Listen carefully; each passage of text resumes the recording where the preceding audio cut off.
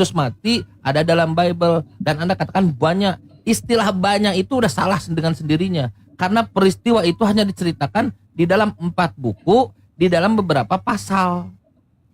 Kalau di Markus kita temukan di Markus pasal 15. Kalau di Yohanes berarti Yohanes 19.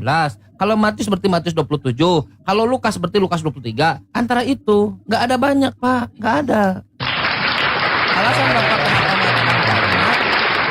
Alasan Bapak kenapa mengatakan banyak? Karena Bapak berasumsi. Saya ini cerdas. Saya ini kemarin makan gorengan 3 ngaku 1 bisa. Aman saya. Ya, kita buktikan pakai data ya. Ya silahkan Pak. Saya Jadi beliau ini lulusan STT berarti sarjana Kristen. Kita lihat bagaimana sarjana Kristen. Rektornya sudah mencret. Sekarang kita lihat sarjananya ya. Topik yang sangat mendasar. Kalian teman-teman Kristen di bawah, lihatlah ini. Ini adalah simulasi Kristen. Mana Yesus mati? Ya silakan. Di mana Yesus mati itu? Nah, ini dia. Di dalam Markus 15 ayat yang ke-37 itu. Abang jangan ngeprank, kami orang Kristen ini pintar semua. Iya, dibayar dulu, dibaca dulu. Mana matinya? Kami yang baca Bible bang, abang jangan ngeprank. Kalau punya iya dibaca, silahkan. Baca dulu mana? Mana? Ya, saya baca ya kayak 37 ya. Lalu berserulah Yesus dengan suara nyaring dengan menyerahkan nyawanya. Ya berarti belum mati dong. Kalau berseru dengan suara nyaring. Menyerahkan nyawanya apa bang?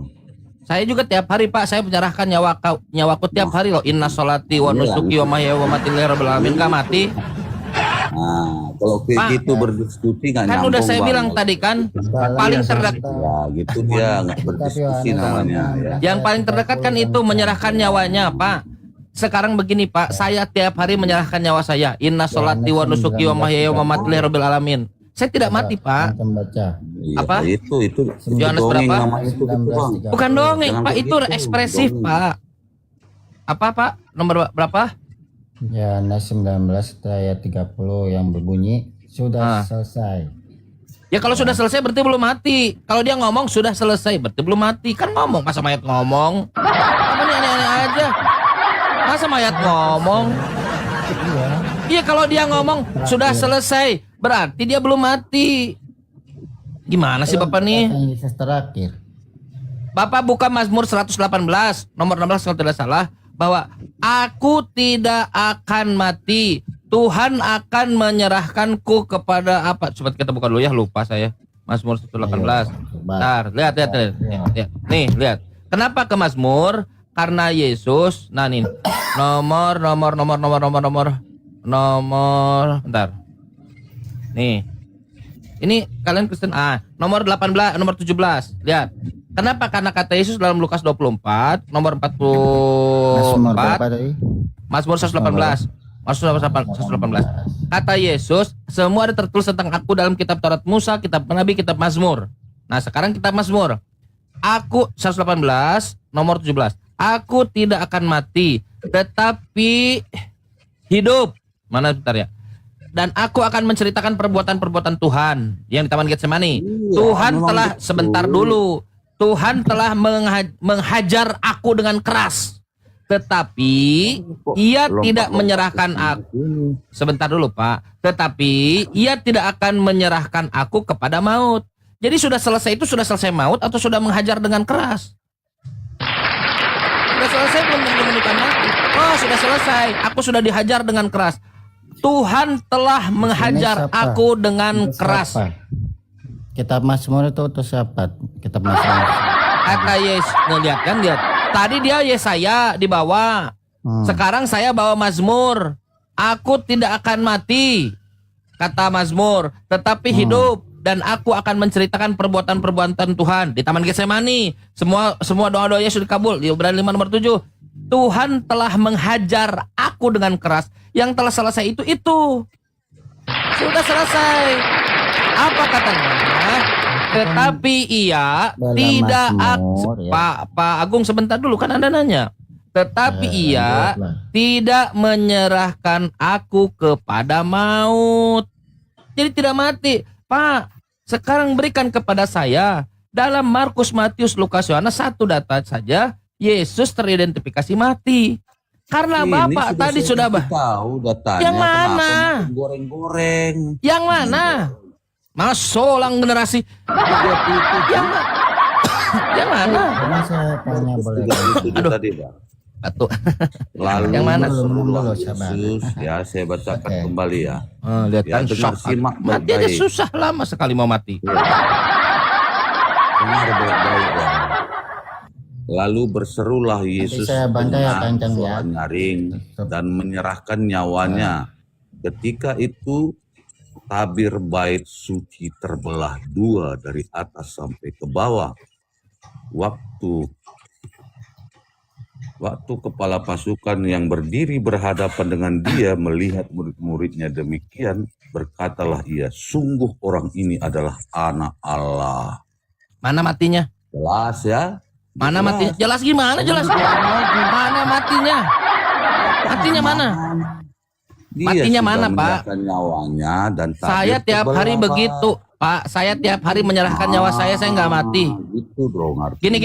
Saya gini. Saya kasih guideline. Dengarkan dulu. Pak Agung, Pak Tigan, teman-teman Kristen di bawah. Beda dia. Iya, Bukan Pak Agung, Pak dibilang Tigan. mati ya Bang ya. Baik. Bukan dibilang mati. Dia menyerahkan nyawanya. Gitu. Pak Agung, Pak Tigan, sini saya kasih guideline nih. Bapak buka Yohanes pasal 19. Dengarkan ceritanya, Pak. Saat itu Yesus dia Makanya saya bilang. ya Pak Tigan. Bapak boleh saya bicara 1 menit, Pak? Oke. Oke, Jangan siap, lama-lama. makasih. 1 menit 2 menit lah ya, nggak akan lama dari 2 menit. Yesus digantung. Sore-sore, buru-buru dinaikkan. Tapi buru-buru juga harus diturunkan karena sebentar lagi Pesah besar. Sahabat. Datanglah orang Yahudi kepada Pilatus. Kloter pertama. Orang Yahudi datang ke Pilatus. Pilatus, bentar lagi Pesah besar. Ayo turunkan, jangan sampai kalau sudah jadi mayat, jangan sampai di atas, nggak boleh. Maka Pilatus mengutus prajurit. 2 orang prajurit diutus untuk membuat mati digantung. 2 orang yang di samping Yesus, penyamun, penjahat itu dipatahkan kakinya. Metode yang bagus karena kalau sudah di atas, darah itu dia menuju ke bawah ke kaki. Ketika dipatahkan, Pak Tipan, ini noise. Pak Tipan noise. Karena kalau sudah di atas, darah itu turun ke bawah ke kaki, dipatahkan kakinya. Dua-duanya metode yang bagus untuk mematikan. Tetapi ketika menuju ke Yesus, mereka tidak mematahkan karena mereka menyangka Yesus telah mati. Dari mana tahu menyangka? Kata mereka, ia telah mati. Kalau telah mati selesai, tapi tidak selesai. Salah satu di antara mereka malah menombak, menikam lambung Yesus dengan tombak. Untuk apa? Untuk memastikan. Ya, kalau untuk memastikan berarti tidak pasti. Ceritanya begitu, tidak ada murid Yesus di situ, yang ada orang Yahudi dan tentara Romawi. Tapi apakah tusukan itu, tikaman itu membuat Yesus? Dari kiri nih itu gimana? Nah, tunjukkan datanya. Santai dulu satu-satu. Terus di dalam Yohanes pasal 19, Markus pasal 16.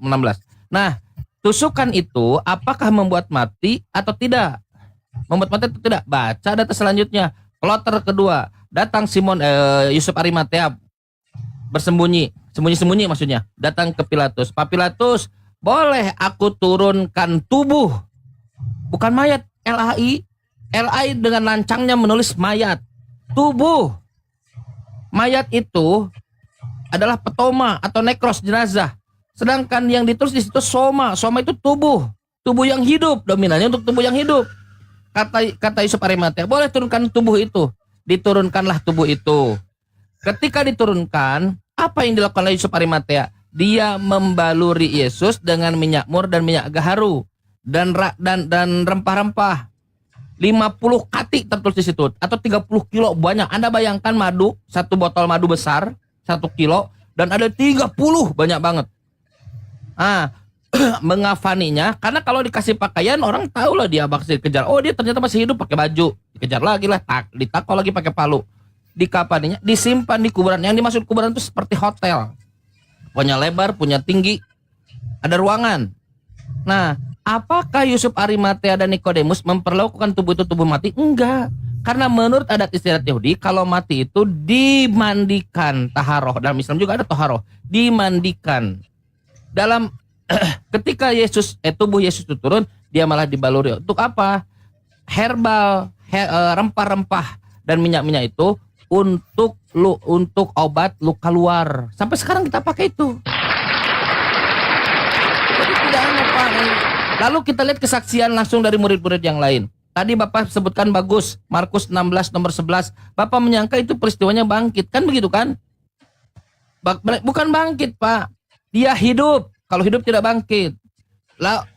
Lukas 24 nomor 4 nomor 5. Apa katanya? Bahwa ia hidup, kata malaikat. Lukas 24 nomor 23. Orang-orang yang dari pemakaman mengatakan, mengapa kamu mencari orang hidup di antara orang mati? Hidup tekstual, Pak. Saya tidak menafsirkan. Saya tidak asumsi. Hidup, hidup, hidup. Yusuf Arimatea mentreatment tubuh yang hidup, bukan mayat. Karena tidak ada mayat. Pak, tidak ada satupun murid Yesus yang memastikan Yesus mati, Pak.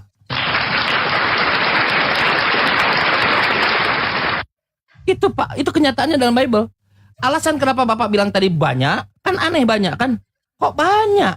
Sedangkan yang menceritakan peristiwa terkait dengan peristiwa penggantungan Yesus itu hanya ada di Markus 15, Matius 27, Yohanes 19. Cuman 4 pasal itu dalam Bible itu. Bapak bilang banyak itu karena Bapak berasumsi selama ini orang gereja mengatakan Yesus mati berdasarkan Bible. Ternyata enggak.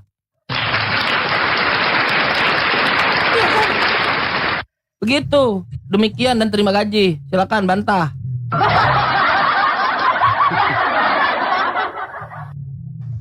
Bukan nggak bisa bantah kan?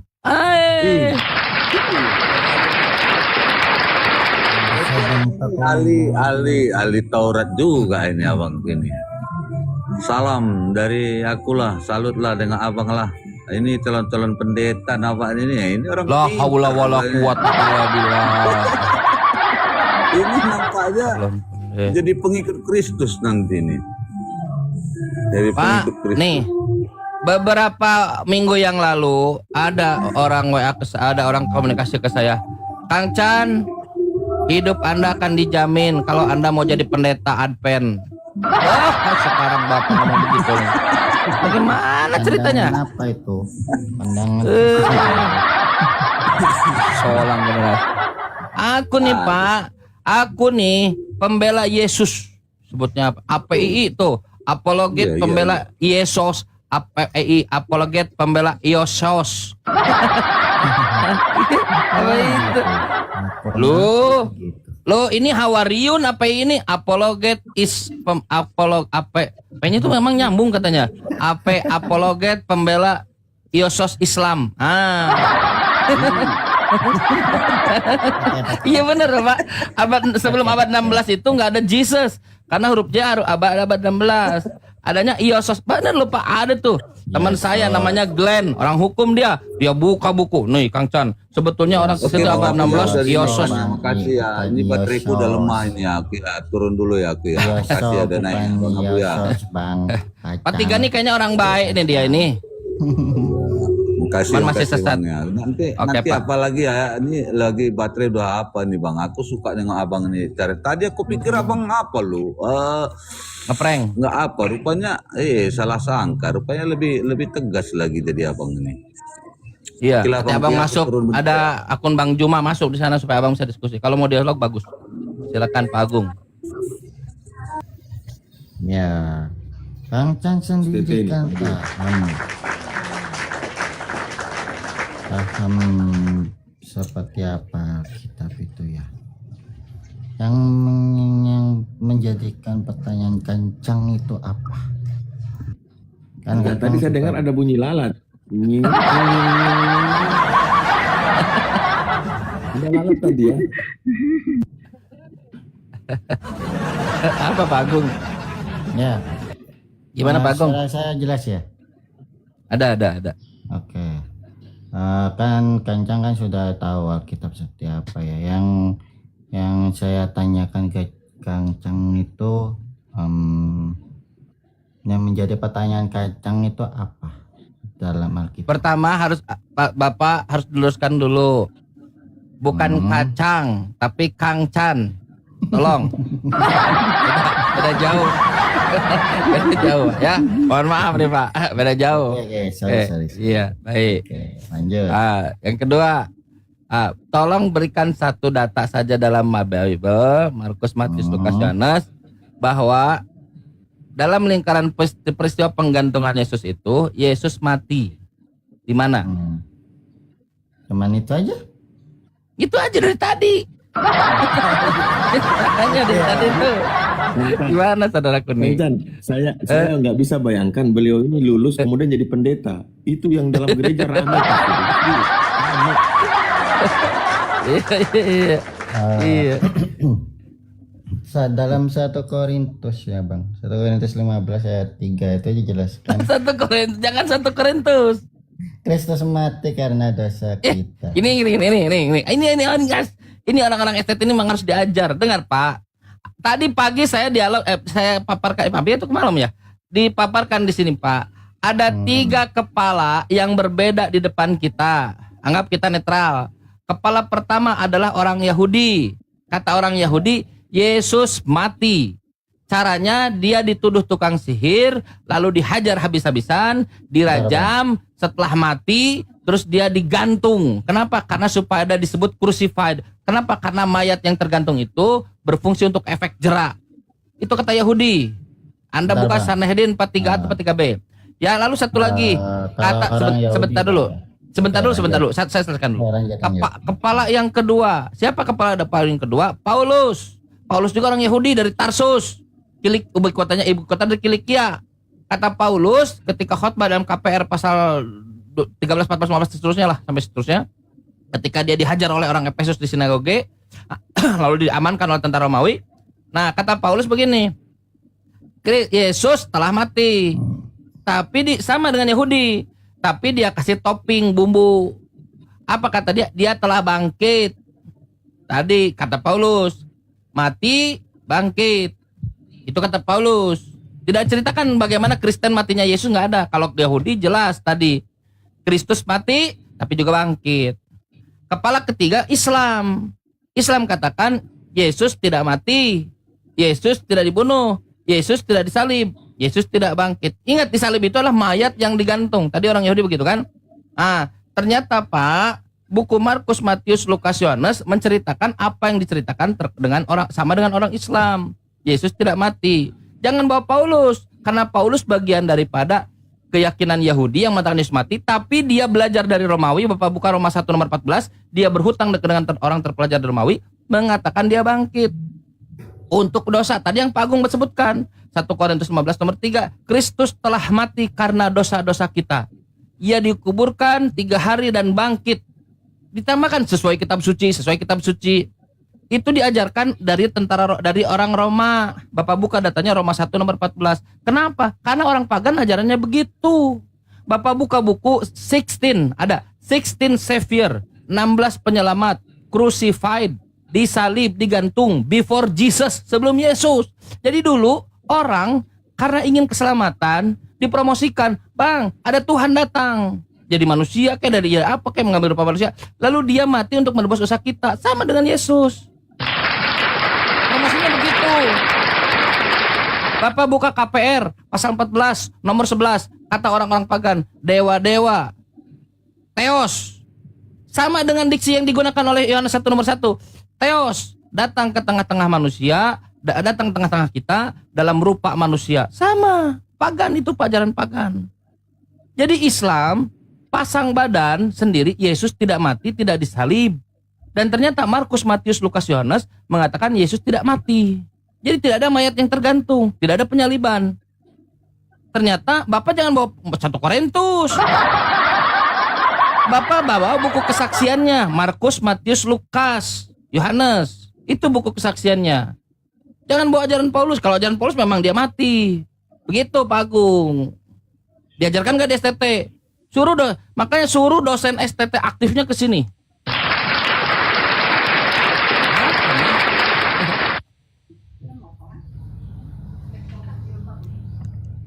Maaf, Kang Chan, narasinya nggak bisa dipahami. Yang mana Pak yang nggak bisa dipahami Pak? Semuanya dari awal sampai akhir doa. Gini, saya buat ringkas Paham, ya. Saya buat ringkas. Kristen. Narasinya pakai apa? Cara berpikirnya itu tolong lebih sistematis lah. Baik. Ya. Saya kasih literatur juga ya. Kristen meyakini Yesus mati, disalib, mati, bangkit. Bukan berdasarkan Bible, tapi berdasarkan asumsi. Buktinya, tadi orang Kristen mengatakan banyak datanya dalam Bible. Kata banyak itu sudah salah dengan sendirinya. Karena peristiwa Yesus mati hanya tercakup dalam 4 pasal. Markus 15, Yohanes pasal 19, Matius pasal 27, Lukas 23. Itu doang. Kata banyak berarti dia sudah berasumsi. Hanya itu. Sekarang kita fokus ke dalam lingkaran peristiwa itu di pasal-pasal yang disebutkan tadi. Di mana Yesus teridentifikasi mati? Ternyata tidak ada. Yang paling mendekati di situ adalah berteriak menyerahkan nyawanya. Saya tiap hari juga menyerahkan nyawa saya. Saya tidak mati. Inna sholati wa nusuki wa mahyaya wa mamati lillahi rabbil alamin. Menyerahkan nyawa saya tidak mati. Ada orang-orang yang sudah ditusuk habis-habisan. Aku datang padamu ya Tuhan, tapi tidak mati, ketulungan. Di mana di Markus, Matius, Lukas, Yohanes, Yesus teridentifikasi mati. Malah hal sebaliknya yang disampaikan, buka pasal selanjutnya, berarti kan pasal setelah Markus pasal 16, Matius pasal 28, Yohanes pasal 20. Di situ murid-murid malah memberi kesaksian yang sebaliknya dari gereja. Bapak buka datanya Markus 16 nomor 11, kata Maria Magdalena, ia hidup. Bapak buka Lukas 24 nomor 4 nomor 5, kata malaikat, ia hidup. Bapak buka Lukas 24 nomor 23, kata penunggu taman, mengapa kamu mencari orang hidup dan orang mati? Bapak buka Yohanes pasal 2 pasal 19 di akhir bahwa Yosef Arimatea dan Nikodemus mengatakan bahwa dia mentreatment orang mati tubuh yang hidup. Pak, baik di situ datanya Pak. Bentar saya mau ke WC dulu mulus. Ada Bu Adi ganti dulu bentar. Ya berarti ya dia lagi menyerahkan nyawanya Pak. Menyerahkan dirinya. Dia lagi menyerahkan nyawanya. Entar kamu balik lagi ya nyawanya. Oke. Ya, pelan-pelan. Pelan-pelan. Bang, Ada pertanyaannya menyerahkan nyawanya tapi hidup. Aduh. Monitor. Narasinya orang ini, Monitor aduh, lagi. susah dipahami ya. Cara berpikirnya seperti apa ya? Bisa, tapi narasinya terlalu panjang.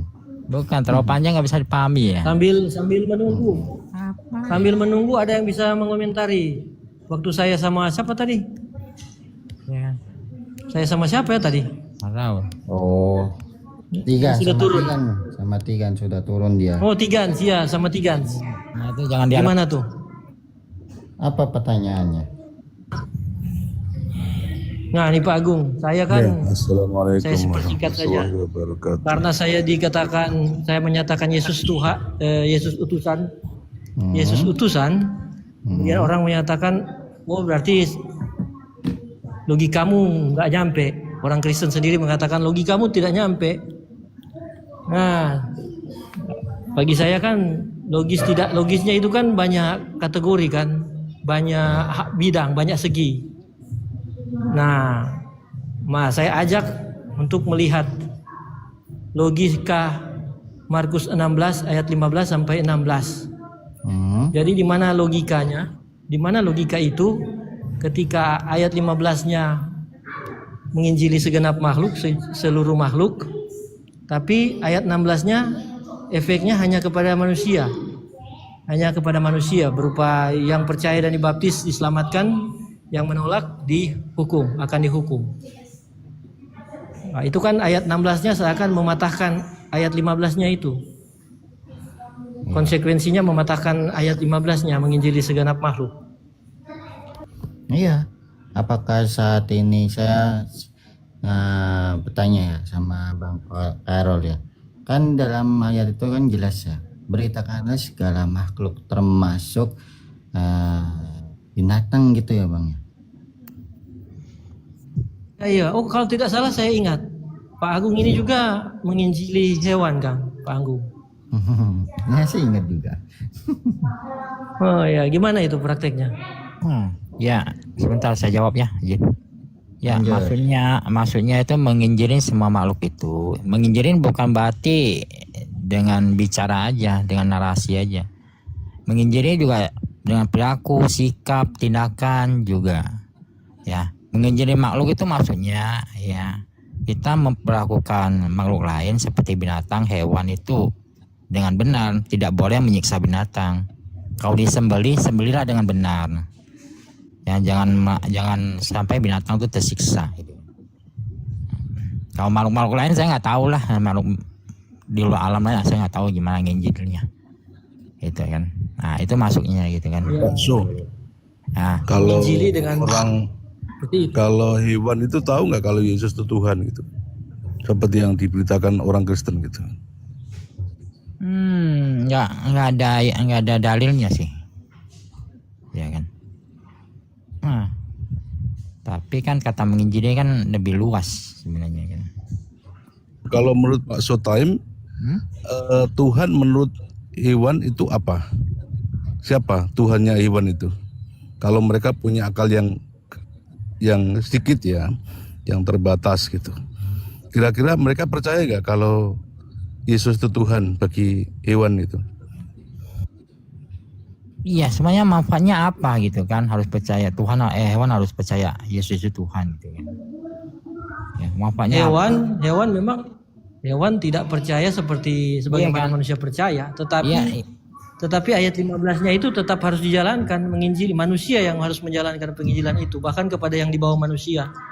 Caranya ya beda dengan penginjilan ke manusia. Itu salah satunya. Iya. Nah, pendekatan masing-masingnya. Tapi jangan hanya menggunakan narasi atau cuma oral doang gitu kan.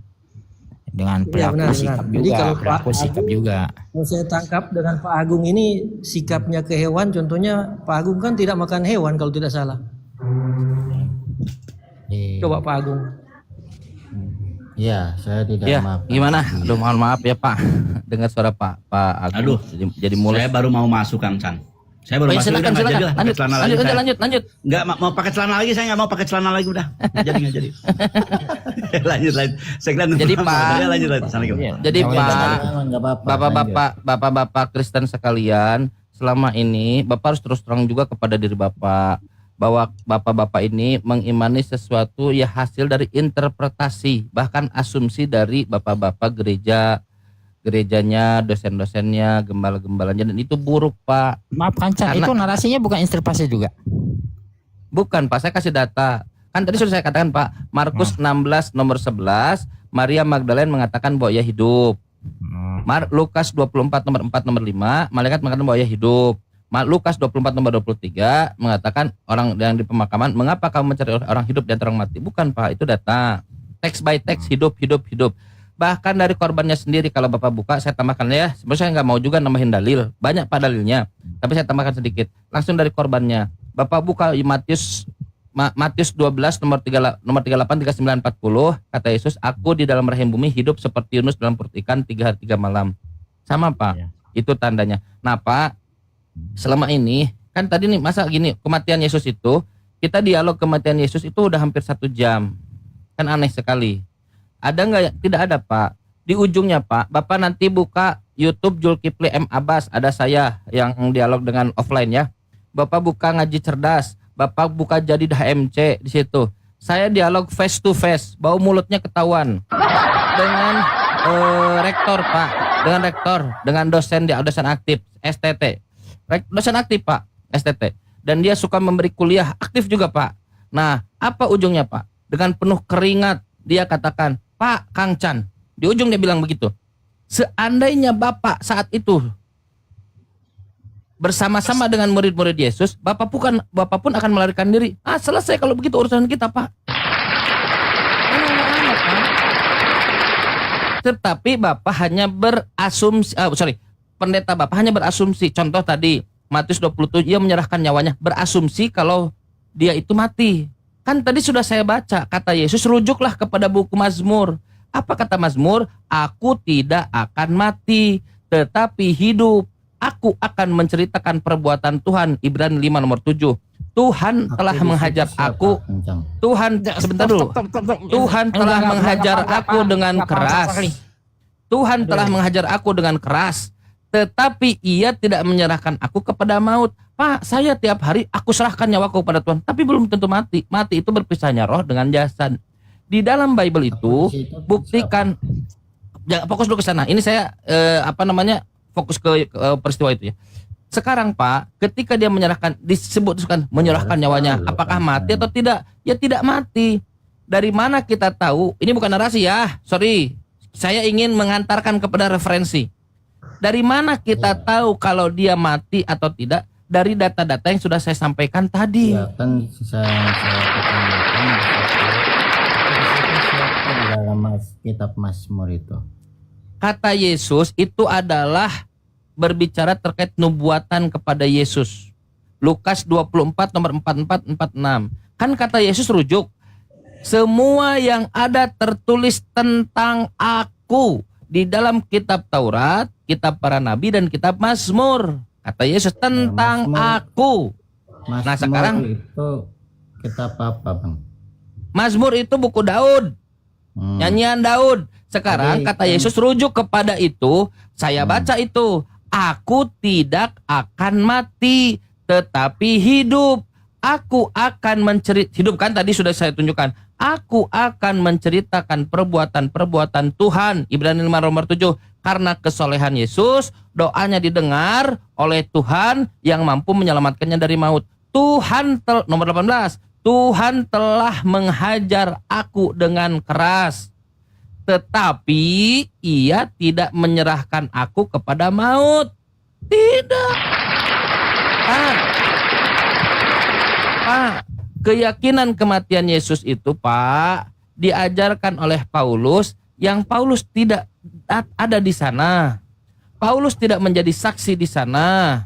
Bukunya ada jauh setelah Yesus terangkat ke langit. Manuskripnya ada ratusan tahun setelah Yesus terangkat ke langit. Tak ada, Pak. Bapak ini selama ini hanya berasumsi Yesus mati. Ini yang ingin disampaikan oleh Quran. Quran mengatakan malahum bihi min ilmin. Mereka tidak tahu buku Markus, Matius, Lukas, Yohanes, nggak ada ilmu. Illa tibazon, kecuali hanya pakai prasangka. Itu yang Bapak lakukan semua dari tadi. Siap, Ustadz Abu Hadid KTP syahadat. Ngapain jadi Kristen? Orang gagal imannya kok. Kata Paulus apa? Jika Kristus tidak dibangkitkan, tidak mati, sia-sia pemberitaan kami. 1 Korintus pasal 15 nomor 14. Sia-sia kepercayaan kamu. Kamu hidup dalam dosa, kamu mati binasa dalam Kristus. Tuh. Ngapain lagi jadi Kristen? Saya nggak ngerti kenapa jadi Kristen. Kecuali kalau Bapak ingin menyerahkan Bapak bukan pada diri Bapak, ya keselamatan Bapak itu bukan pada Tuhan, tapi pada Bapak-bapak gereja, gembala-gembala, pendeta. Mereka berasumsi, Pak, mereka itu sama dengan Bapak, sama dengan kalian. Sorry, saya bilang kalian. Sama dengan bapak-bapak di sini. Kalau seandainya mereka kelaparan yang ada seblak, mereka makan seblak. Ada mereka itu oleh Roh Kudus jadi enggak, mereka hidup di dalam payung perpuluhan kalian. Sudah dipeloroti, diajarkan gak benar. Kenapa tidak menggunakan standar Yesus? Saya ini orang Islam, tapi saya pakai standar Yesus. Kasihilah Tuhanmu dengan segenap hatimu, dengan segenap jiwamu, dengan segenap kekuatanmu, dengan segenap akal budimu. Kenapa tidak mulai dari situ? Dari situ. Ya juga ya, kalau pakai akal budi mana ada Yesus mati. Paulus dengan petatang pententeng malam Kolose 2:14 mengatakan hutang sudah dihapuskan, hukuman sudah dihapuskan dengan memakukannya di kayu salib. Lalu Yohanes 20 katakan, Thomas, sebelum aku melihat bekas pakunya. Di mana di dalam lingkaran peristiwa itu Yesus dipaku di mana? Di mana? Lihat ini. Lalu Yesus mengajarkan bahwa dia akan bangkit. Ajarannya kancan, ajaran pertama, kedua, ketiga. Di mana murid yang menyambut Yesus bangkit? Yesus, Tuhanku bangkit. Mana ada? Dibawa dia ke alun-alun misalnya. Nih orang Yahudi dengarkan. Dulu ngajarin tuh guruku bahwa dia akan mati 3 hari lalu bangkit. Ditunjukkan. Gak ada, Pak. Malah mereka terkejut. Mereka takut. Gak ada, Pak. Batal iman Kristen di sini. Seriusan. Berdasarkan Bible. Tolong sekarang saya minta kepada bapak-bapak sekalian. berikan kepada kita bukti sesuatu yang bisa kita cerna di mana murid-murid Yesus mengidentifikasi Yesus mati dalam lingkaran peristiwa itu. Coba silakan, kesempatan lagi, silakan tambah lagi lah. Sampai kiamat. Narasinya bikin orang pusing ya, nggak ngerti. Aduh, Allah. Lingkaran peristiwa itu, narasi mati, bangkit. Aduh. Mana? Coba saya tanya. Saya tanya kepada Pak Blow Showtime. Di mana Yesus mati dalam Bible? Kamu dari kamu sebutkan tadi kan? Nggak ada mati, justru saya menyebutkan hidup. Iya kan? Nah, ini Dengar, dia memang hidup juga. Anda berarti bukan narasinya Anda berarti semuanya tuh intinya tuh sama, cuma interpretasi gue beda semuanya. Silakan. Saya bacakan ya. Ya.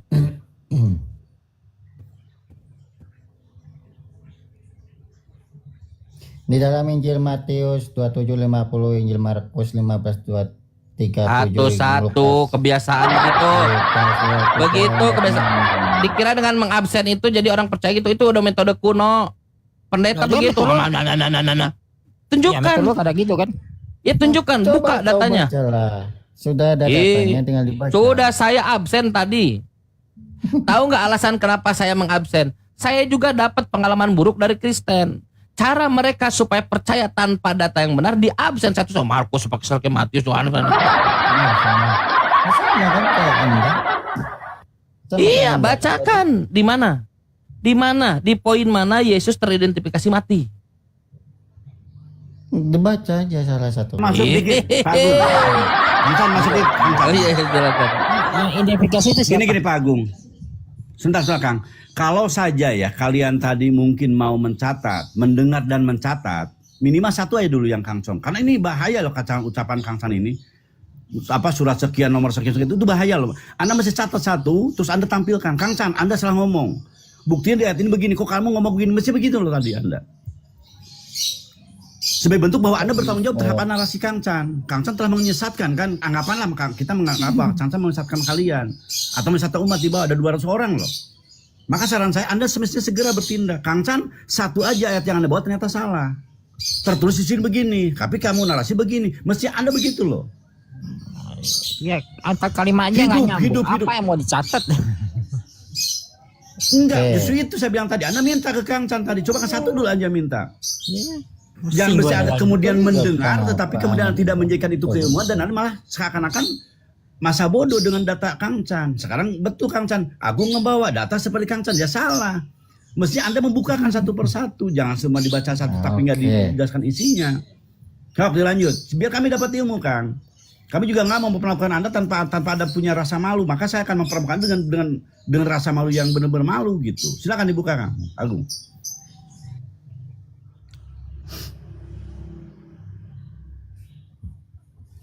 Iya. Ya, monitor, sabar. Kita buka datanya tadi ya. Mana sih? Matius 27 ayat 50 ya kan?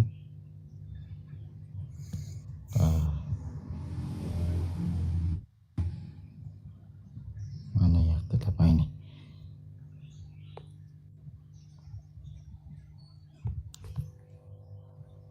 Matius. Kita jadinya nunggu. Ntar Kang San kebelet lagi. Kang San jangan kebelet tuh Kang San. Tahan ya. Iya, kalau kita dia lagi menyerahkan ya. Nyawanya udah serahkan. Lama. Kalau kita catat cepat ya Pak Angon ya. Seperti itu. Sama halnya Kang Cang tadi menjelaskan seperti demikian rupa. Kalau kita pakai data, kalau cari ya seperti ini lama karena kita kan banyak seperti itu. Sambil carilah kita ngobrol dulu itu. Ya. Monggo. Pak Sotin mau bicara apa tadi Pak Sotin sambil nunggu Pak Agung nih? Apa Pak Sotin mau bicara showtime? Mau bicara apa tadi? Anda mau bicara apa tadi? Bukan tadi kan kamu bilang narasinya tuh nggak dipahami gitu. Sebenarnya kan mau bantah apaan gitu. Ya mesti dibantah lah Kang. Karena itu semua kan fondasi keimanan Anda.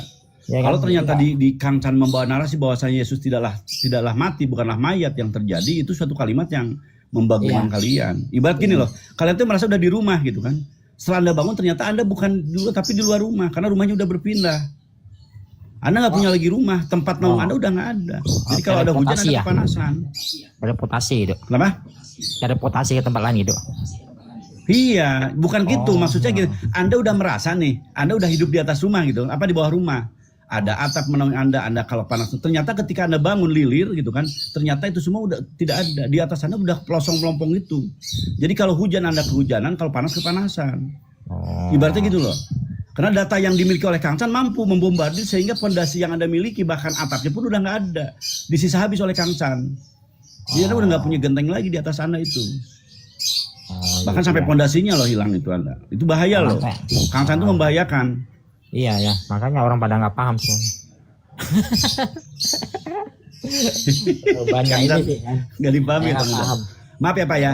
Kalau Bapak tadi mendengar pernyataan Kang Chan udah bertatap muka loh Pak dengan seorang yang belajar di SMP. Kita lanjut ya. Apa boleh meragukan tapi lihat aja gitu Pak. Benar ada nggak? Itu nggak penting. Kenapa? Kita aja penting lah. Sama orang-orang hebat sama Izin lanjut, hebat Pak. ayo. Ya. Silakan Pak Agung. Oke. Kita nggak main framing lah Pak. So kita mungkin dengar bagaimana Pak Agung punya data. Ya. Di dalam surat Korintus menjelaskan ya Kancang ya. Sebab yang sangat penting telah kusampaikan kepadamu yaitu apa yang telah kuterima sendiri. Ialah bahwa Kristus telah mati karena dosa kita sesuai dengan kitab suci. Berarti di sini Kristus itu mati Bang Chan, Kang Chan ya.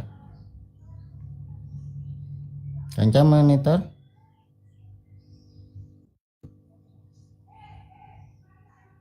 Jadi kan Kang Chan minta data di mana Yesus mengatakan bahwasanya dia itu mati ya kan. Itu datanya 1 Korintus 15 ayat 3.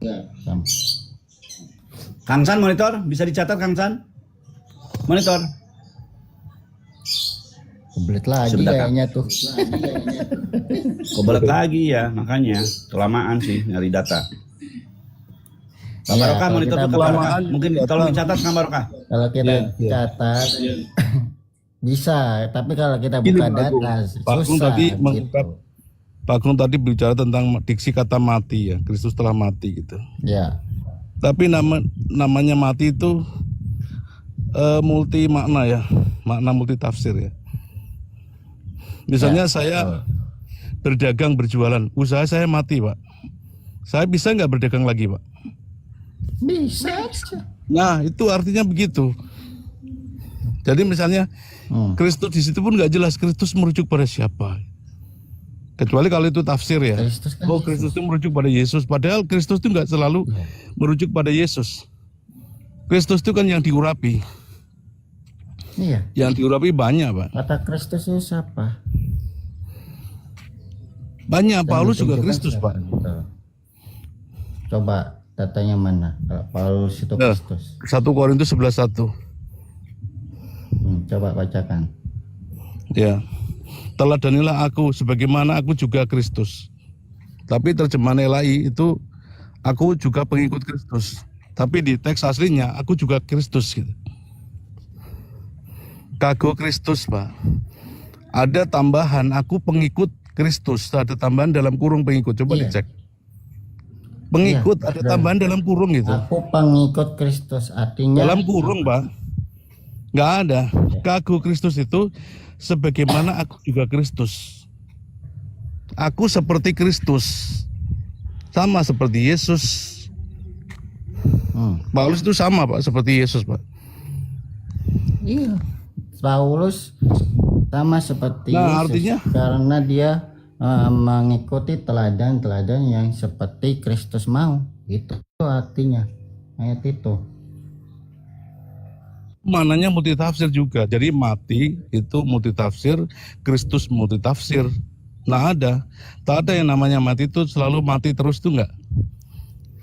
Kedua, Kristus Tadi sendiri saya bisa hanya bermakna orang-orang yang diurapi.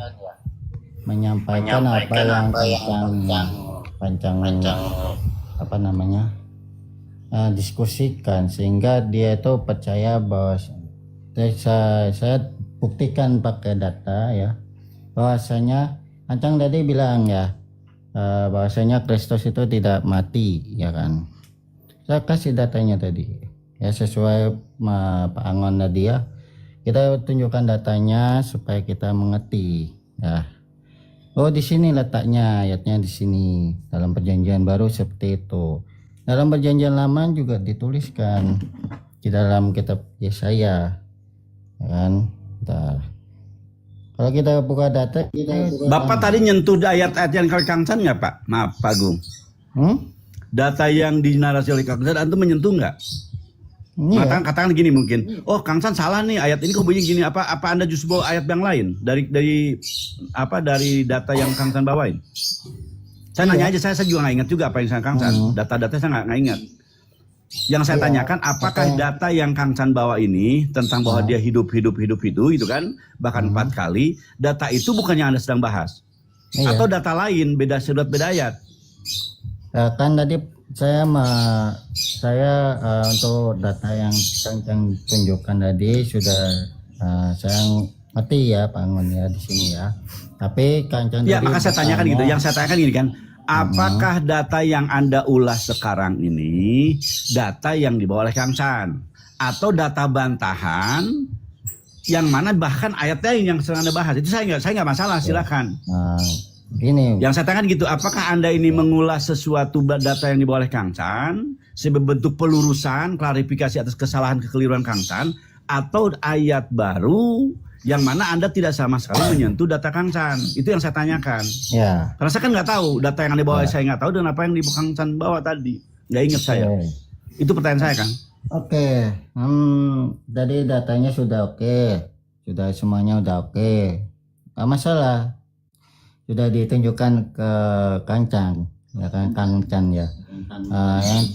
Yang dipertanyakan Pak Angon ya, tadi Kancang bertanya seperti ini, apakah di dalam Alkitab Yesus itu benar-benar mati seperti itu? Kalau Anda membawa data lain dari Kang Chan, artinya data yang dibawa Kang Chan Anda benarkan satu sisi. Betul bahwa bisa dikatakan bahwa Yesus tidaklah mati, tidak hisab dan dia hidup. Tetapi kemudian Anda bawa data yang lain bahwa dia adalah tetap mati. Jadi di sini ada 2 kitab yang sama menjelaskan ada 2 posisi dong. Satu sisi dikatakan hidup, tetap hidup dan tidak mati. Satu sisi dikatakan mati dengan data yang Anda bawa. Kecuali gini, ada pernyataan Kang Chan, data yang itu juga kemudian diselisih atau dijadikan dua mana, itu baru seru. Yang jadi masalah ke Anda ini kitab Anda yang sedang kita bahas kan. Kitab Anda di dalam isinya ada dua pemikiran, 2 pemahaman. Yang satu menjelaskan bahwa dia adalah hidup, tapi yang ternyata Anda mampu membawakan data yang bahwa dia mati. Nggak masalah. Cuman masalah bagi kami orang yang sedang belajar kepada kalian, bisa berpikir kan, ini gimana ya, kitab yang sama, sumber yang sama, tetapi ternyata di dalamnya ada 2 pemahaman. Anda yang harus takut, waduh gawat nih, kalau orang Islam tahu bahwa di kitab Anda ada 2 kasus, seperti bahaya Anda, yang bahaya Anda. Kekristenan akan bubar. Kenapa? Umat-umat Anda yang bikun. Dia belajar kan, karena ada rekaman nih, dicatat semua bener Kang Chan ngomong nggak salah nih. Anda juga bawa data benar juga. Hanya apa jadi ada yang diragukan adalah kitab Anda, isi kitab Anda diragukan oleh mereka yang hanya sedang mengimani Anda. Nangkap nggak Kang Agung? Ya, nangkap. Ya. Nah, silakan, itu yang saya bilang tadi, silakan. Nah, sekarang Anda mau berjoget ria atau mau justru mengikuti kendangnya Kang Chan? Kalau Anda bikin ketukan baru, gendang baru, ya berarti jogetan Kang Chan nggak dimain oleh, berarti ini ada 2 permainan ini, ada dua bentuk jogetan gitu kan, yang satu joget salsa, yang satu joget tango gitu mungkin gitu. Ya, oke. Kan dalam Alkitab ya Pak Angon ya, dalam Alkitab kan ditulisin ada 3 sisi Yesus ya kan. Dia itu bukan 3 sisi, ada cerita ya kan, Yesus itu lahir ya kan, mati dan terakhir bangkit ya kan, karena dia bangkit ya kan. Yang kita percayai bahwasanya, orang Kristen percayai bahwasanya dia itu lahir iya, mati di kayu salib iya ya kan, dan bangkit pun iya, kita percaya bahasanya dia itu bangkit. Karena Alkitab juga mencatat demikian rupa. Makanya saya perkatakan bahwasanya Yesus itu mati. Kan pertanyaannya itu. Masih Kang Chan masih ini nggak? Masih standby nggak? Kang Chan monitor. Kang Chan monitor. Ya, seperti itulah Kang Chan. tanggapinya. Cuma Pak Agung tadi kan berdisi dua ya tentang Kristus mati itu kan ada dua diksi ya. Mati itu bisa hidup lagi. Kedua adalah Kristus. Kristus ini siapa?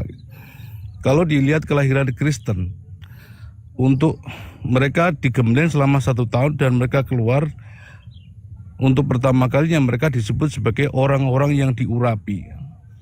Kristian ya, itu dalam terjemahan teks aslinya itu Kristianos ya. Jadi orang-orang yang diurapi, Pak Agung. Bukan pengikut Kristus. Di mana kalau ada disebutkan bahwa orang yang digembleng oleh Paulus dan Barnabas di kota Antioquia itu untuk pertama kalinya mereka disebut sebagai pengikut Kristus, itu mana nggak ada.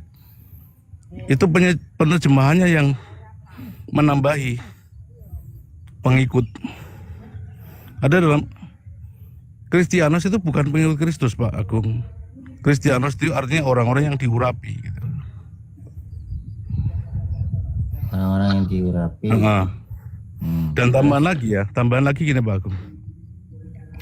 Orang-orang Kristen itu kenapa mereka disebut sebagai orang-orang yang diurapi? Mereka supaya sama menjadi seperti aku. Yesus kan ngomong begitu kan? Supaya mereka menjadi sama seperti aku. Ya. Ya kan? Nah, ketika orang minum darah Yesus, makan darah daging roti Yesus, maka dia akan sama seperti aku, seperti Yesus kan.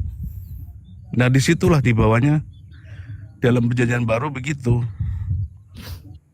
Jadi Pak Agung tidak membantah pernyataan Kang Chan, tapi Pak Agung membawa suatu diksi yang masih ambigu juga ya. Kristus harus mati gitu kan.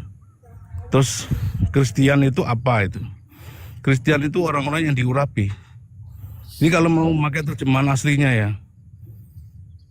Makanya pakailah yang teks aslinya kalau pengen tahu Kristen yang sesungguhnya gitu. Jangan hanya bergantung pada terjemahan LAI gitu. LAI itu banyak kesalahan terjemahannya Pak Agung. Sudah? Oke. Ya, Bang Barokah ya. Saya tidak menyinggung tentang Kristus ya tadi ya. Tapi terima kasih sudah ditanggapi ya. Tapi di sini saya membantah pertanyaan Kancang tadi, bahwasanya dia mengatakan bahwasanya Kristus itu tidak mati. Ya, dia justru dia lahir dan hidup. Ya, saya dengar seperti itu tadi ya. Hidup ya. Sehingga kata mati dalam Alkitab katanya tidak ada. Buktinya saya tadi menemukan ya, data saya menemukan bahwasanya Kristus mati seperti itu. Saya hanya membantah, bukan membantah sih, menjawab pertanyaan Kancang tadi. Tadi kan Kancang masih bingung ya tentang ini. Maaf, Kang Agung, saya tidak melihat ada kebingungan dari Kang Chan. Justru antusias yang saya lihat dari Kang Chan begitu meyakinkan gitu. Yang saya bingung justru Anda yang kelihatan bingung untuk berbicara. Bahkan di bawah juga ada meminta Anda untuk suruh makan dulu karena cara Anda bernarasi kayak orang bingung, kayak takut berbuat salah, kayak berkata-kata salah. Kayaknya salah kalau Anda memframing itu terbalik Kang. Dan saya pikir Anda nggak bisa bermain framing dengan cara Anda yang berdiskusi seperti ini. Ya, saya melihat Kang Chan begitu ambisius, begitu menjela antusias dan bagus narasinya. Jadi kalau Anda mengatakan Bang Chan bingung tidak tepat. Nah, sekali lagi saya katakan, teman-teman silakan dicek lagi ya. Apakah saya memframing? Silakan cek lagi. Kancang itu bingung bukan itu. Lah, saya ngomong gara-gara Bapak ngomong gitu. Kan dia bingung. Yang ditanyakan tadi seperti itu Bang. Yang ditanyakan Kancang tadi seperti itu. Ya saya jelaskan seperti data tadi kan. Sebelum ada pertanyaan yang saya tangkap dari Kang Chan, sebelum pertanyaan ya, dia menjelaskan sesuatu, maka dia ngambil kesimpulan. Data-data yang dia miliki itu di dalamnya ada yang bisa ditarik kesimpulan. Oh kalau begitu dia tidaklah mati, kan gitu. Ya. Tidak benar. Beda mayat dengan tubuh, kan gitu. Tubuh dan mayat itu tidak bisa dikatakan di mana yang sama. Ketika saya narik tubuh itu belum tentu itu mayat. Tapi kalau saya mayat berarti itu tubuh kan yang saya tarik. Tapi dalam kondisi mayat. Tapi kalau saya ngambil tubuh itu belum tentu itu tubuhnya dalam kondisi mati. Tapi kalau saya ngambil mayat itu berarti tubuh yang udah mati. Ya, bantal dengan guling beda. Tapi kadang-kadang otak kita salah. Guling nggak bantal kenapa sama untuk tidur gitu. Yang nggak sama lah. Gitu kan. Motor dan sepeda sama-sama Tadi punya juga ban dua tapi beda. Sempat sorry Pak, Angonnya tak potong. Tadi juga saya sudah menjelaskan tentang pertanyaan tadi, pertanyaan Kancang tadi di dalam Markus 15 ayat 37, ya kan, tentang berserulah Yesus dengan suara nyaring dan menyerahkan nyawanya. Nah, Kancang tidak bisa menerima gitu bahwasanya Yesus itu mati seperti itu. Kalau kami bukan nerima nggak nerima, kita kan beda keyakinan ya. Kalau kami sih meyakini bahwa Nabi Allah ini bedain bukan masalah nerima, kecuali kalau Kang Sam Kristen, kalian sesama Kristen, kalau antum sama Carol, nah mungkin boleh lah, ya kan. Kalau Kang Sam tuh Muslim loh dia, bahkan dia mengatakan kan ada yang nawarin dia kan, ada yang nawarin dia kalau dia katanya menjamin hidupnya gitu kan. Ya. Kalau dia menjadi seorang di kekristenan dia akan menjamin hidupnya. Saya sih mau bercanda tadi. Kalau saya bawa malaikat Israel, dia mau nggak menjamin gitu kan? Pencabut nyawa itu. Saya pikir nggak bisa jaga orang Kristen menjamin hidupnya Pak Kang San ini kan. Kalau yang saya bawa malaikat Israel pencabut nyawa. Itu juga nggak bagus.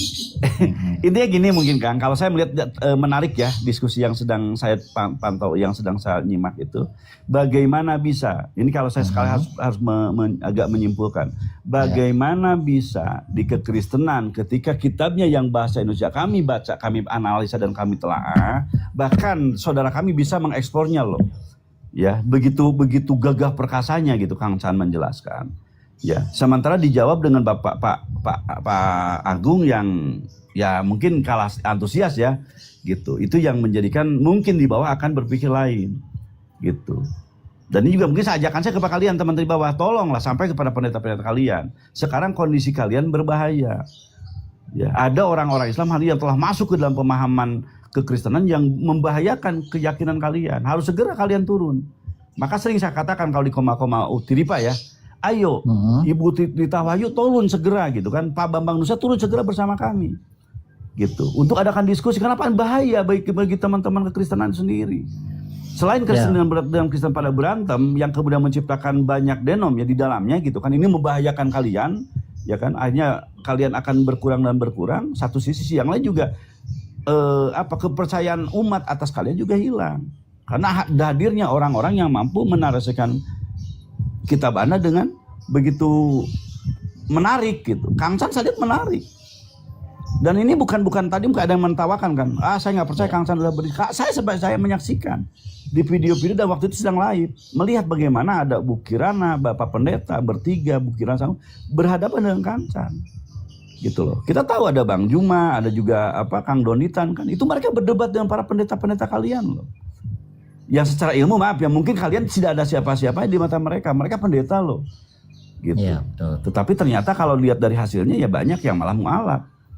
Nah ini kan sesuatu yang membahayakan, saya membahayakan entitas kalian itu membahayakan, keberadaan eksisten kalian itu terbahayakan dengan keberadaan orang-orang yang seperti Kang San, Kang Juma, Utiripa atau Kores. Iya. Gitu. Maka ajak teman-teman Bapak Kang Agung untuk supaya turun segera.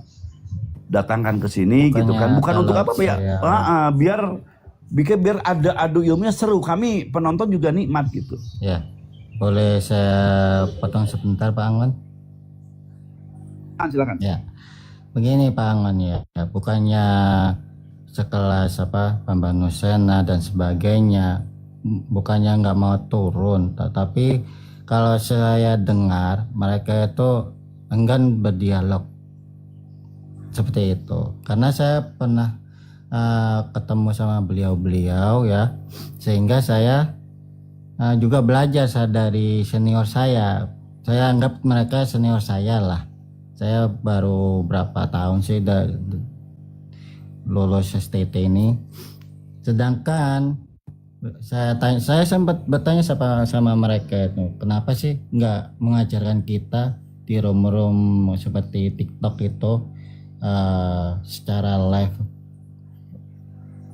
Takutnya kata beliau begini, takutnya kalau kita sudah membawakan data nanti kita disangka penistaan seperti itu, karena kita juga membawa data yang mereka punya seperti itu. Seperti contohnya saya berdialog dengan Bambang Nursena seperti itu, dan saya tahu sendiri juga Bambang Nursena juga mampu membantah tentang Al-Quran seperti apa, seperti itu. Jadi tidak mau saling sikut menyikut gitulah Bang Pak Angon gitu.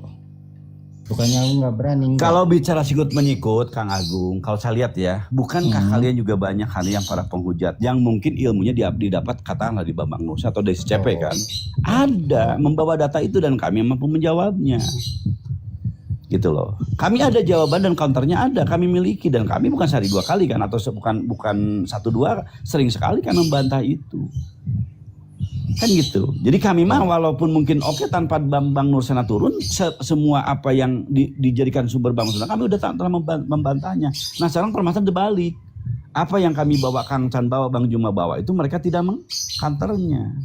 Ketika kami berhadapan dengan kroco-kroconya, maaf ya Kang Agung ya, mungkin teman-teman Kang Agung atau justru itu tidak ada klarifikasi. Yang ada justru adalah kami seakan-akan dibenarkan oleh sesama Kristen. Ini kalau Anda mau berangkat ke si Carol ya, Carol tuh orang Kristen lah, jelas orang Kristennya. Tetapi ketika berdebat dia nggak mau berdebat dengan kami. Yang saya lihat adalah bagaimana ambisi beliau untuk berdebat dengan kalian.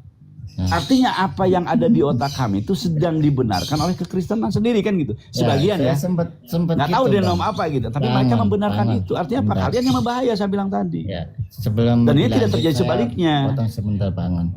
Ya. Kayak saya juga bingung Pak Angon ya. Sama teman-teman Kristen sendiri juga begitu ya kan, sikut menyikut dan sebagainya. Saya sendiri ya sempat gimana ya, mau bantah nanti takutnya apa ya kan, sosok pintar atau apa. Padahal saya itu ingin menengahi mereka. Mereka itu salah gitu, penyampaiannya salah.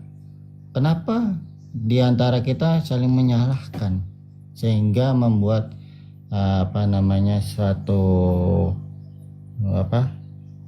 aliran yang tadi Pak Angon sebut ya, sehingga banyak orang yang mundur dan enggan menerima pembelajaran seperti apa. Kalau saya menyampaikan di room Zoom ya sama teman-teman yang lainnya, bukan teman-teman pendeta saja tapi teman-teman lainnya juga seperti itu. Ada yang bisa menerima, ada yang nggak bisa. Apalagi kita secara beda denom ya, dengan Katolik, dengan Advent ya. Kita sering berdialog lewat Zoom. Itu aja juga beda-beda ya. Beda-beda, apalagi kita jangan Bang Agung. Berarti Bang Agung. Ada Abu hadir nonton naik Abu hadir. Oke. Bang Agung. Yo, Bang. lanjut. Oke. Saya mau tanya Bang, selama Abang itu mempelajari Bible, apa itu yang sulit itu apanya Bang? Yang sulit bagi saya, ya ini bagi saya ya, Bang Abu ya. Bagi saya, yang sulit saya yang sulit saya harus lakukan yaitu yang pertama adalah kesetiaan. Kesetrum. Oh, kesetiaan. Oh. Ya. Bukan gini Bang.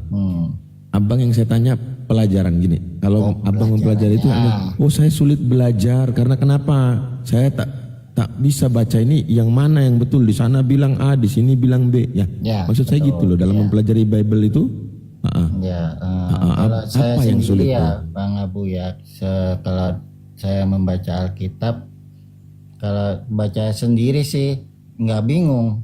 Tapi kalau ketika ada orang yang menjelaskan ya, teman-teman Kristen lainnya menjelaskan, itu nggak mudeng. Bingung. Tapi sama para pendeta masih mudeng gitu.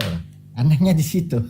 Oh gitu. Kalau sama Kang Chan contoh tadi, ngerti nggak sama Kang Chan waktu dijelasin sama Kang Chan? Iya, data yang apa yang dikatakan Kancang itu sudah semua. Saya tidak membantah gitu. Ya, artinya Anda ngerti. Paham.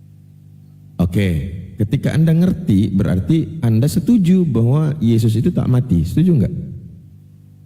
Nah, makanya itu tadi Kancang kan minta datanya.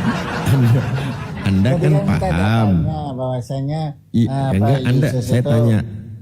Enggak mati ya kan, saya kasih datanya tadi itu bahwasanya Yesus. Enggak gini. Anda tadi saya tanya, sudah paham yang disampaikan Kang Chan? Iya, karena dia membawakan data-data. Oke, kalau sudah paham, Kang Chan membawa data, berarti Anda harus setuju bahwa Yesus tak mati. Gimana? Kalau atau masih belum enggak setuju, berarti Anda enggak paham. Enggak setuju. Oke, berarti Anda enggak paham. Kalau paham sih paham, tapi saya tidak setuju sekarang paham. Gitu. Oke, sekarang dipahami itu apa yang dipahami apa dari penjelasan Kang Chan tadi?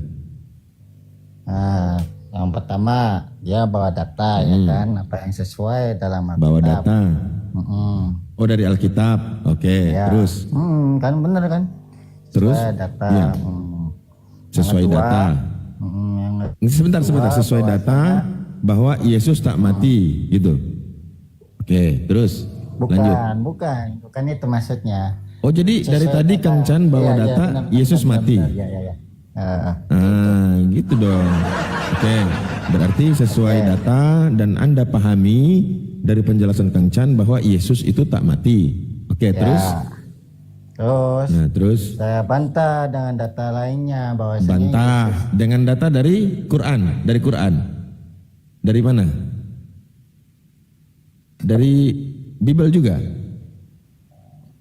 Iya, dari Bible juga. Oke, bantahan ke Kang Chan dari Bible juga bahwasanya Yesus mati. Berarti Bible kontradiksi. Iya, berarti Bible kontradiksi. Yang satu bilang mati, satu bilang tak mati. Kontradiksi. Bukan kontradiksi sih ya. Loh, sekarang satu bilang mati. Kang Chan bawa dalil dari Bible Yesus mati. Anda membantah dari Bible mengatakan Yesus tak mati. Nah, kira-kira itu saling mendukung atau justru saling bertolak belakang? Kalau saya sih bertolak ya.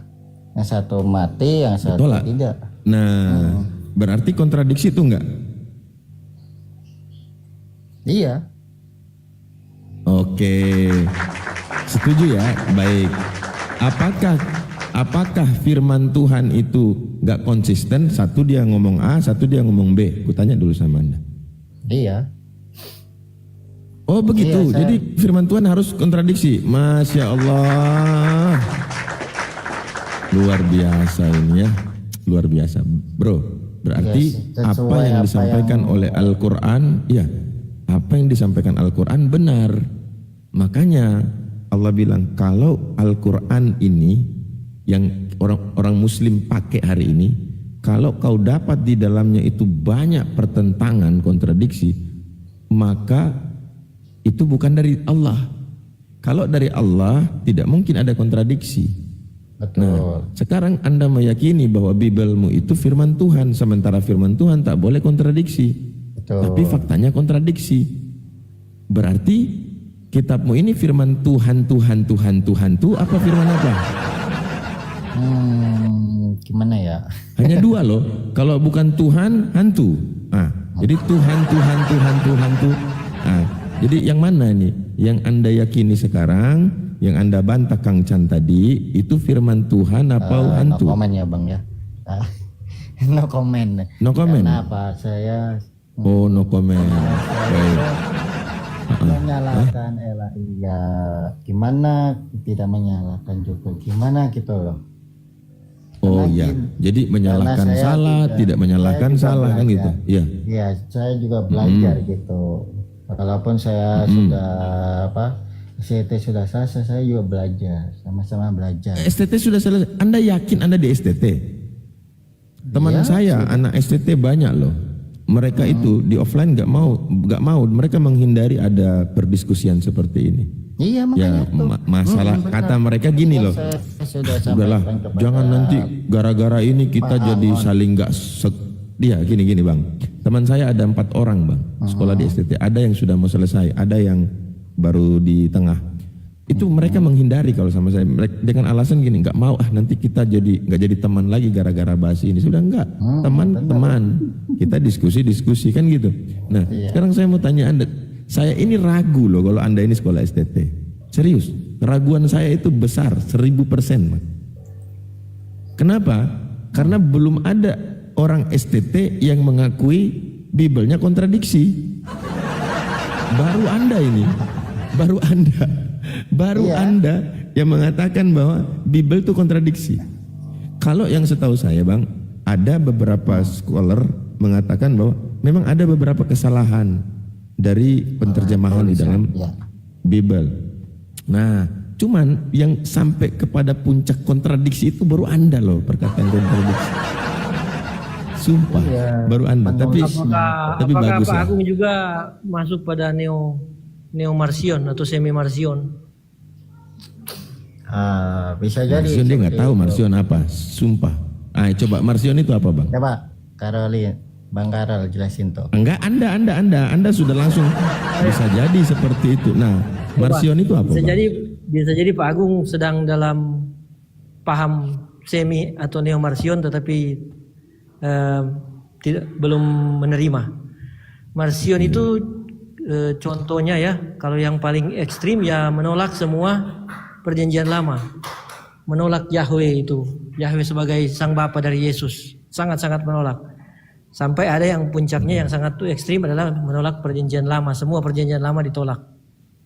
Ada yang semi-semi atau neo Marsion yang saya anggap saya masuk di dalamnya, sudah masuk prinsip ini. Nah, itulah masih melihat jejak-jejak mana Yahweh masih bisa dikatakan murah hati, lembut. Dan kalau Yahweh menarasikan atau Yahweh dituliskan begitu bengis, kejam, contohnya membiarkan pembunuhan atas Amalek, Filistin dari suku Israel, nah maka itu tidak diterima bagian itu. Tapi masih menerima Kejadian 1 ayat 29, ayat 30 seperti itu. Carol kayaknya berat itu Carol, berat. Karena saya dari tadi menyimak bagaimana narasi Pak Agung ini.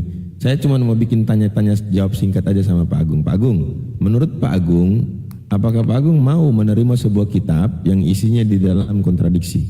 Mau atau tidak? Nggak mau lah. Nggak mau. Satu. Yang kedua saya mau tanya lagi sama Pak Agung. Pak Agung mau nggak terima bahwa Tuhan itu mati? Kalau secara logika tidak bisa terima. Tidak bisa. Baik. Satu, Pak Agung menolak bahwasanya kitab firman Tuhan tak boleh kontradiksi. Dua, secara akal sehatnya Pak Agung mengatakan bahwasanya Tuhan itu harusnya tak mati. Dua. Nah, dari dua indikator ini saja, menurut Pak Agung ajaran ini benar atau salah? Kalau menurut saya, kalau sesuai kontradiksi itu ya salah. Kalau sesuai pandangan yang benar ya saya anggap benar seperti itu. Enggak, sabar dulu. Gini, saya sudah tanya 2 pertanyaan dan Pak Agung sudah menolak semuanya. Pak Agung nggak terima firman Tuhan itu kontradiksi. Yang kedua, secara akal sehat Pak Agung juga menolak bahwa Tuhan itu mati. Dua ini. Nah, menurut Pak Agung, ajaran yang seperti ini, yang menerima kitab kontradiksi, yang menerima Tuhan mati, ini ajaran yang benar atau salah, Bang? Kalau secara kontradiksi ya salah semua sudah. Enggak, udah kontradiksinya sudah, Tuhan matinya sudah. Sekarang langsung, menurut Pak Agung, ajaran yang seperti ini, ajaran yang benar atau salah, Bang? Kalau menurut saya, kalau ajaran benarnya dan salahnya itu saya di tengah-tengah. Ada benarnya dan ada salahnya. Karena saya tidak menyalahkan. Ya, berarti kontradiksi, Bang. Ada kontradiksi. Abang sudah setuju bahwa firman Tuhan itu kalau bertentangan Abang tolak. Yang satu ngomong A, yang satu ngomong B, Abang tolak. Yang kedua, Abang juga menolak kalau Tuhan itu mati. Itu Abang sendiri yang ngomong, Abang menolak itu. Nah, sekarang ada pengajaran seperti itu bahwa kontradiksi itu diterima, kemudian Tuhan itu mati. Nah, menurut Abang ajaran ini benar atau salah? Salah. Baik, ketika Abang menyadari bahwa ajaran itu salah. Nah, pertanyaan saya, masihkah Abang memilih ajaran yang salah itu? Nggak mau lah. Nggak mau. Baik, Abang nggak mau. Berarti Abang sudah aku ya. Abang ngomong ini Abang sadar atau lagi mabuk, Bang? Saya nggak minum alkohol. Tanya. Oke, berarti Abang ngomong seperti itu. Oke, Abang lagi dalam keadaan sadar ya, Bang ya? Ya. Oke, bagaimana kalau saya bantu Abang menjelaskan tentang ajaran yang benar? Ketika Abang mengakui ini salah, sudah, sekarang Abang harus tahu yang benar. Nah, ketika Abang tahu yang benar, Abang milih mana? Milih yang salah atau yang benar? Kalau secara logika ya saya memilih yang benar. Oke, setuju ya, setuju. Sekarang gini, aku tanya dulu, Bang, kalau ada orang dia ditanya, kamu mau anak kamu mati? Dia nggak mau. Kamu mau ibu kamu mati? Nggak mau. Tapi ketika ditanya, kamu mau Tuhan kamu mati? Mau dia. Mau. Nah, ini menurut Abang, orang ini dia sehat apa sakit, Bang? Sakit. Orang ini sakit. Ya. Berarti yang sakit itu akal sehatnya lagi sakit. Waktu dibilang anaknya mati, dia nggak mau. Ibunya mati nggak mau. Pokoknya semuanya. Tapi Tuhan mati dia mau. Nah, berarti lawan dari sakit itu sehat kan gitu. Nah, orang beriman yang percaya kepada Tuhan, Bang, orang beriman yang percaya kepada Tuhan harus gila dulu atau harus waras dulu, Bang? Waras lah. Waras. Baik. Oke. Nah, menurut Abang, tanda-tanda seseorang beriman itu waras kayak mana? Kalau orang waras ya harusnya jeli untuk membaca. Itu tanda kewarasan ya. Oke. Lagi tanda kewarasan yang lain. Yang lain tanda kewarasannya yaitu kita harus percaya dan yakin apa yang diucapkan seperti itu. Oke. Apa yang diucapkan? Maksudnya gimana? Ucapan siapa? Ucapan yang dari Tuhan seperti itu. Ucapan yang dari Tuhan. Tapi masalahnya ini, Bang, yang menjadi penghalang itu adalah pengenalan tentang Tuhan. Itu belum kelar-kelar dalam kekristenan. Sementara Yesus mengatakan dengan pasti bahwa hidup kekal itu kalau mengenal siapa Yesus, siapa Tuhan. Nah, pertanyaannya itu apakah mereka sudah mengenal siapa Tuhan? Kalau kita merujuk ke Alkitab, pada zaman tersebut orang-orang tersebut tidak mengenal namanya Tuhan. Hanya para nabi saja yang mengenal Tuhan. Ya, anggap tidak mengenal nama, tapi mereka meyakini Tuhan itu ada, betul? Betul. Baik. Bagaimana tanda mereka mengenal kalau Tuhan itu ada? Omnipresent, maha hadir, sejadi. Maha hadir itu kayak mana? Macam mana itu? Nampak depan mata mereka?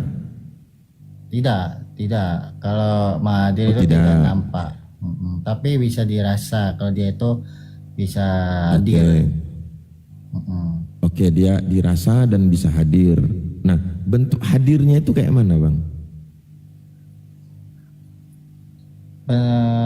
Kalau bentuk hadirnya itu tidak nampak, tetapi kita tahu bahwasanya kita itu merasakan dia itu hadir.